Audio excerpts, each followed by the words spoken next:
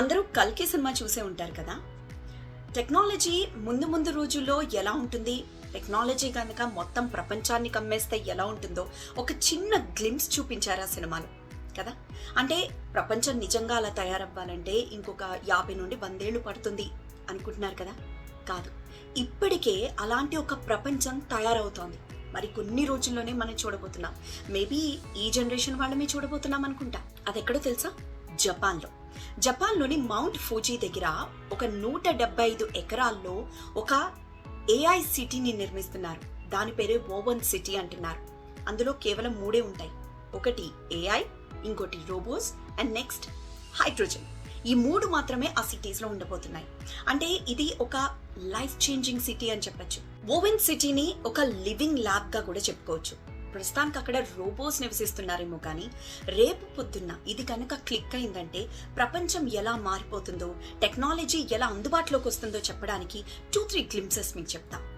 ఈ సిటీలో ఒకవేళ ఫ్యూచర్లో మనమే ఆ సిటీలో నివసిస్తున్నట్లయితే, సపోజ్ ఒకవేళ మనకి ఆరోగ్యం బాలేదంటే మన బాత్రూంలోని మిర్రర్ ఆరోగ్యం బాలేదన్న విషయం మనకి చెప్పడమే కాకుండా డాక్టర్కి కూడా మెసేజ్ పంపిస్తుంది, పలానా వ్యక్తికి ఆరోగ్యం బాలేదు, ఈ రకమైన అనారోగ్యంతో సతమతమవుతున్నాడు అని.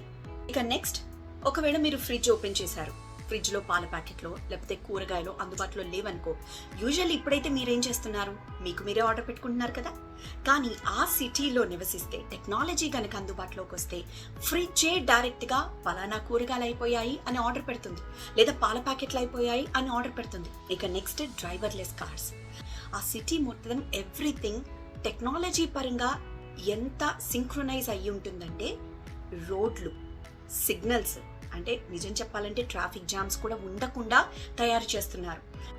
నిజం చెప్పాలంటే గ్యాస్ స్టేషన్స్ కూడా ఉండవు. Everything electrified. అంటే ఇప్పటికే ఎలక్ట్రిక్ వెహికల్స్ ఎలా వచ్చేసాయో, సో మొత్తం ఎలక్ట్రిక్ వెహికల్స్ తో ఉంటుంది. సో గ్యాస్ స్టేషన్స్ ఎక్కడ ఉండవు.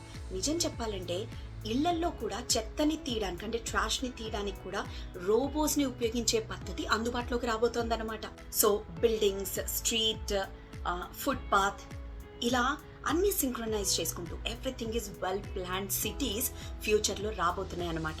ఇప్పుడు నుండి సిటీస్ కి కూడా అప్గ్రేడేషన్, అప్డేట్ అండ్ సింక్రొనైజేషన్, అంటే లైక్ ఆటోమేషన్, ఇవన్నీ అవైలబుల్ లోకి రాబోతున్నాయి. సో ఈసారి సిటీస్ కూడా అప్గ్రేడ్ అవ్వాలన్నమాట.